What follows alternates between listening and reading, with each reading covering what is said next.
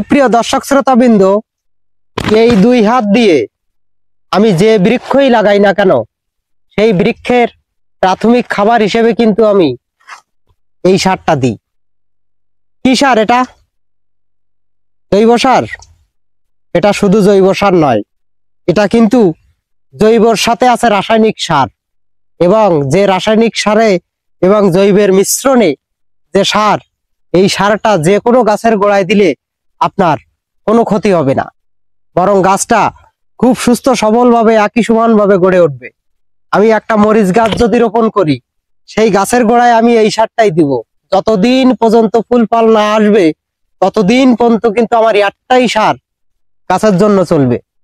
তো যেহেতু আমি দেখাতে পাচ্ছি না, দেখেন এখানে আমার তৈরি হয় সার, এই গর্তের মধ্যেই আমি তৈরি করি সার।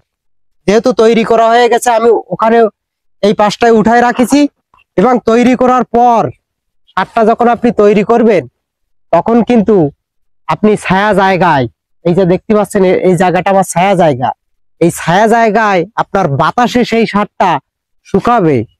যদিও বা কোনো ক্ষতিকর বা বিষক্রিয়া থাকে তাহলে কিন্তু সেটা চলে যাবে। তো রোদ্রে দেওয়া যাবে না, রোদ্রে দিলে কিন্তু জৈব সারের কার্যকারিতা নষ্ট হয়ে যাবে। তো আমি কিভাবে তৈরি করি এই জৈব সারটা? একদম সিম্পল, খরচ তেমন নেই বললেই চলে। যদি জৈব সারটা আপনার পর্যাপ্ততা থাকে, জৈবটা আপনার জৈব যে সারের বিষয়গুলো সেইটা যদি আপনার পর্যাপ্ত থাকে, তাহলে এই সার উৎপাদনে আপনার তেমন খরচ এবং পরিশ্রম দুটোটাই কম হবে। আমি এই গর্তে গোবর সার দিব, রাসায়নিক সার হিসেবে দেবো টিএসপি, সরিষার খোল দিই, এবং অল্প পরিমাণে পটাশ সারও দিই। তো এই ভাজে ভাজে গোবর দিলাম, সার দিলাম, গোবর দিলাম, সার দিলাম, দেওয়ার পরে কিন্তু সমস্ত এই যে গর্তটা দেখছেন, এবং এই গর্তে কিন্তু পলিথিন থাকবে। এই সমস্ত জৈব সারটা আপনার পলিথিনের মধ্যেই আপনার তৈরি হবে। জৈব সার তৈরির সময় যে ওর একটা পানি বা তৈরি হয়, সেটা যেন বেরোয় না যায়, এর ভিতরেই তৈরি হবে।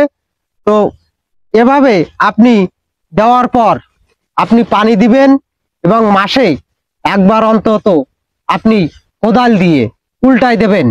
এভাবে 90 দিনে কিন্তু আপনার ঠিক এই রকম সার তৈরি হয়ে যাবে, যে সারে কোনো গ্যাস নেই, গন্ধ নেই, এবং বৃক্ষের জন্য কিন্তু প্রাথমিক খাবার।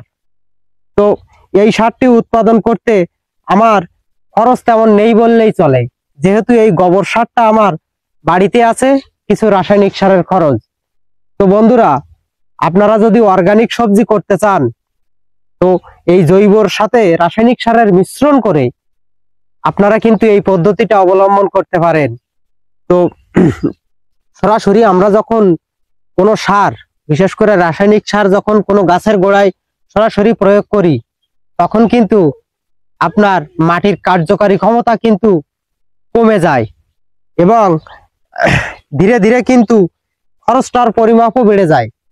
তাই আমি অবশ্যই বলবো যে এই যে জৈব সার দেখেন, এই যে জৈব সার, এই জৈব সার কিন্তু আপনার গাছের জন্য অবশ্যই একটি গুরুত্বপূর্ণ খাবার। তো সকলে ভালো থাকবেন, সুস্থ থাকবেন। তো আমি এর পরবর্তীতে জৈব সার ধাপে ধাপে তৈরি করব, সেইগুলো আপনাদের দেখিয়ে দেবো যে আমি কিভাবে এই জৈব সারটা তৈরি করি। এবং এই জৈব সার দিয়ে আমি কিন্তু সমস্ত গাছ, আমি যতগুলো কৃষি বিষয় নিয়ে আমার এখানে আমি যেভাবে চাষাবাদ করি, যাই দেখাবো না, কিন্তু এই খাবারটা, এই জৈব সারটা আমার কিন্তু মেন খাবার।